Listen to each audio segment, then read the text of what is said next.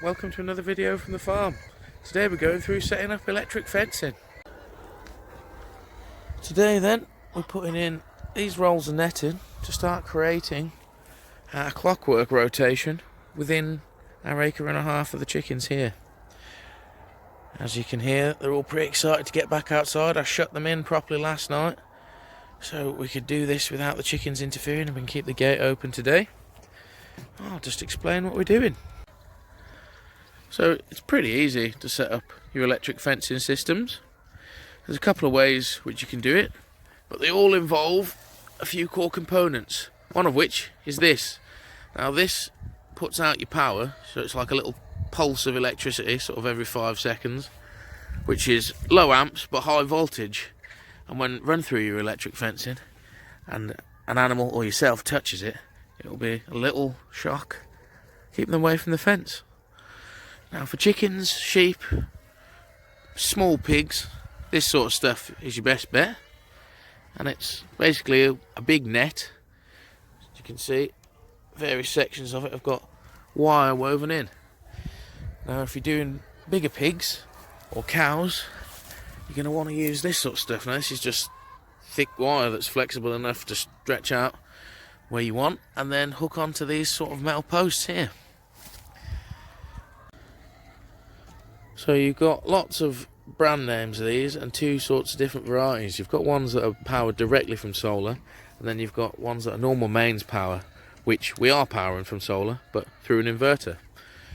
The solar ones are alright, but they're no good for anything more than backyard chickens. If you've just got one of these nets, a little solar one will do, but you're going to have to be careful that the battery doesn't drain, because they only come with little tiny solar panels. But this system we've got hooked up to our kilowatt system over there, so this is never going to run out. And it only runs on 20 watts of power, so brilliant. Now the first thing we're going to do is fix this to the wall and then hook up the negative cable to a grounding rod. So for our grounding rod, I'm just using this, just a bit of galvanised metal bracket. We'll fold it in half and then hammer it into the ground, so we'll have roughly 2 foot in the ground. Water table's fairly high here, so don't need a particularly deep one, but if you're in a really dry area, you're going to want multiple of these and much longer ones, so you're going to want to use something like rebar or buy an actual ground rod if you want, but they're more money than a piece of metal, which is all you need.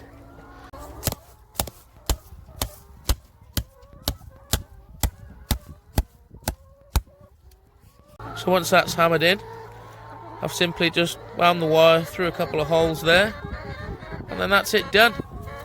You want this to be connected to the ground, so it doesn't matter if this is exposed. The wetter this area is, the better this will work. Like I said before, if it's too dry, you're going to want a deeper one and more of these.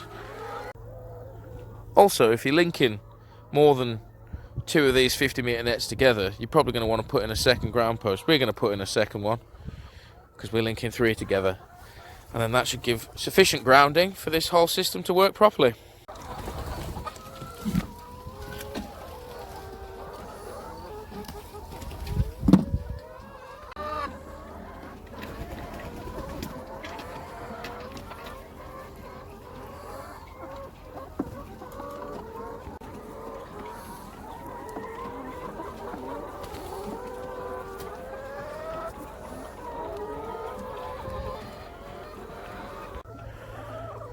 So the positives end is ran out too, and it came with this little hook on the end to plonk over your fence, so it's attached nicely.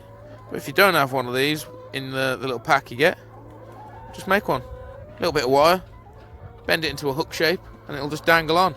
Or you can make this sort of fancy shape so you can pinch your wire in between those.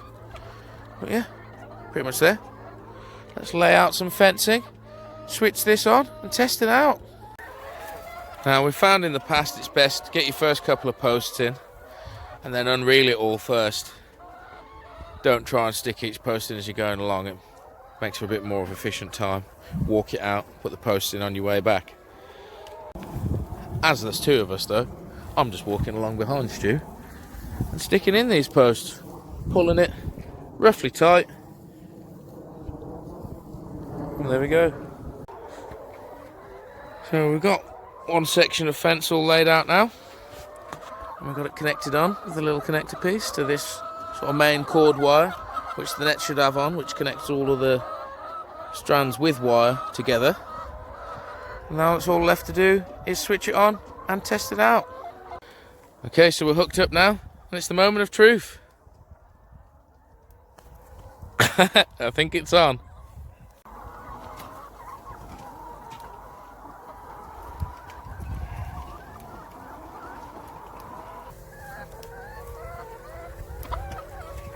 Oh. So here we go, electric fence is all in and on. The first part in the rotation around this field is started. I think we'll probably have them on here 2 days before we move them. We'll see. Grass is still pretty good at the minute. Right, that's it for now. I hope you enjoyed this video. Until next time, bye bye.